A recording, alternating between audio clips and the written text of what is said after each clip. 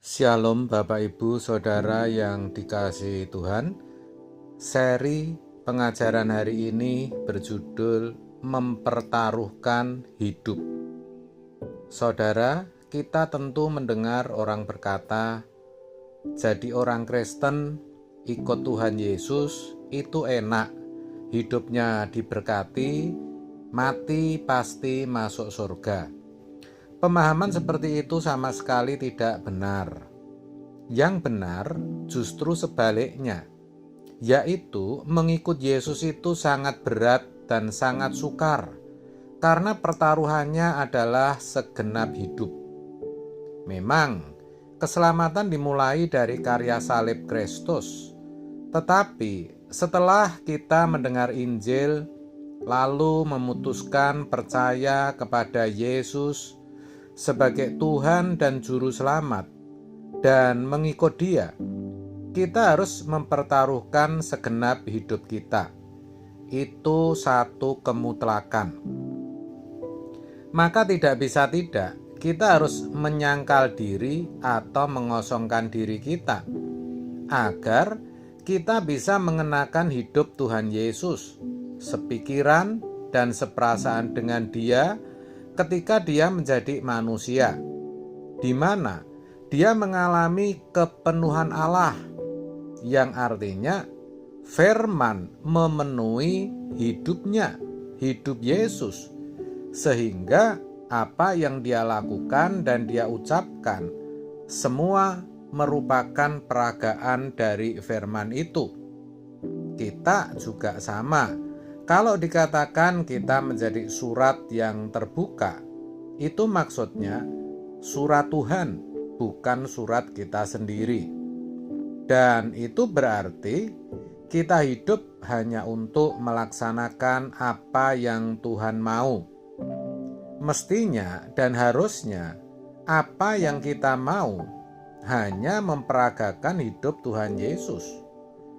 Kita harus hidup dalam kesucian Allah, walaupun kesucian Allah itu tidak dapat dilihat oleh mata dan tidak dikenali manusia pada umumnya. Yesus sendiri disebut sebagai saksi yang setia, sebab Yesus membuktikan atau menunjukkan siapa Allah yang benar.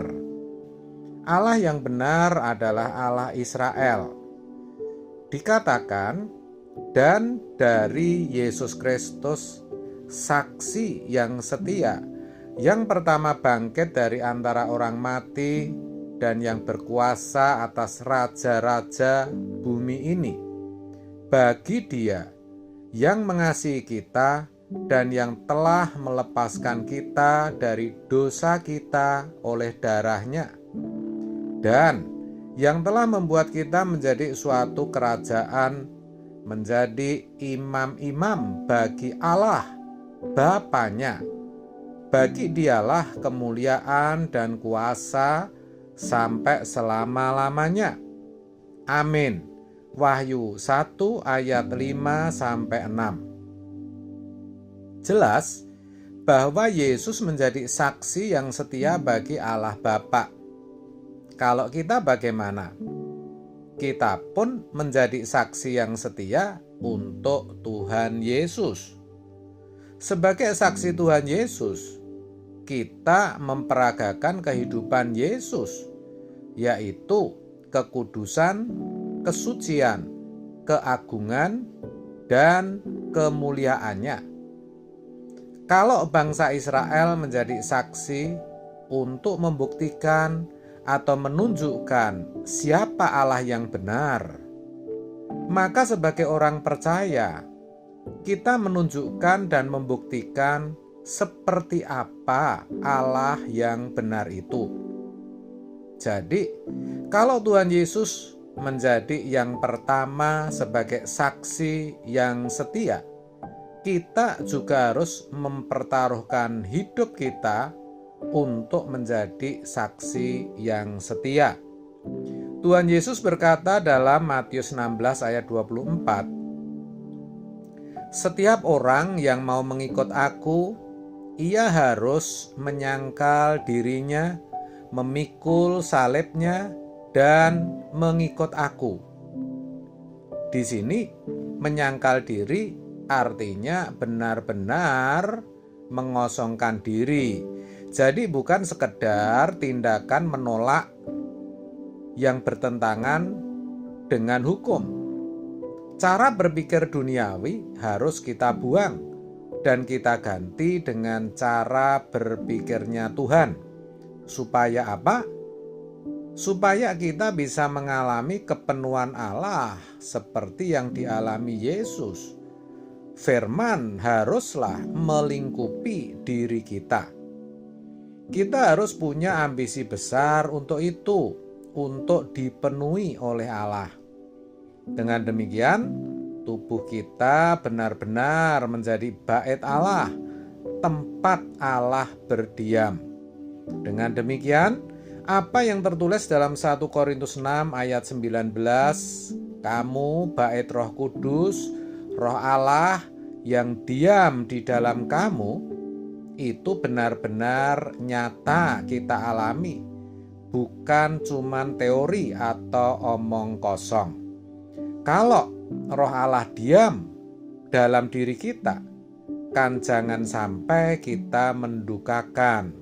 Sebaliknya kita tentu mau menyukakan hati Allah senantiasa. Di ayat lain dikatakan jangan memadamkan Roh Allah. Itu harus kita perhatikan. Juga dikatakan jangan sampai menghujat Roh Kudus. Menghujat Roh Kudus itu bukan ditujukan kepada orang-orang di luar Kristen, tetapi juga bisa dilakukan oleh orang Kristen, aktivis, pendeta, bahkan para teolog yang merasa diri hebat dan cakap, merasa dirinya lebih tahu.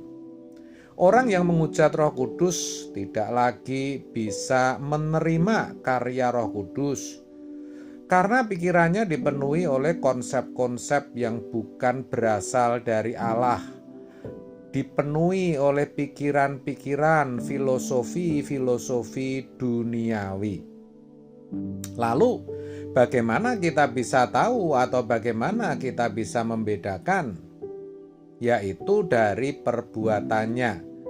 Firman Tuhan mengatakan, dari buahnya kamu mengenal Dia. Perkataan seseorang akan menunjukkan kualitasnya. Jadi, mari dengan rendah hati kita terus periksa diri kita di hadapan Tuhan. Sampai kita benar-benar bisa berkata, hidupku bukan aku lagi, tetapi Kristus yang hidup di dalam aku.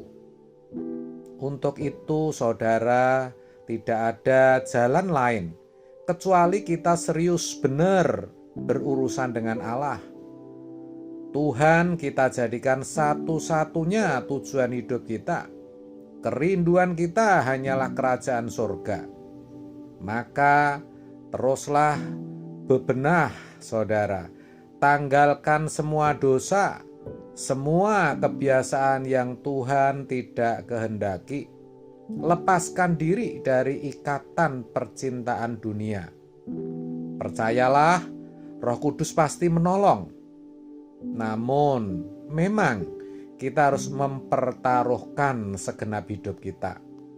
Firman Tuhan juga berkata, orang yang rela kehilangan hidup atau nyawa akan memperoleh hidup atau akan memperoleh nyawa. Kehilangan hidup karena mengenakan hidup Tuhan Yesus. Ini sepertinya abstrak, ya saudara, tetapi kalau kita melakukan, kita akan mengalami, tentu oleh pertolongan Roh Kudus. Amin. Tuhan Yesus memberkati.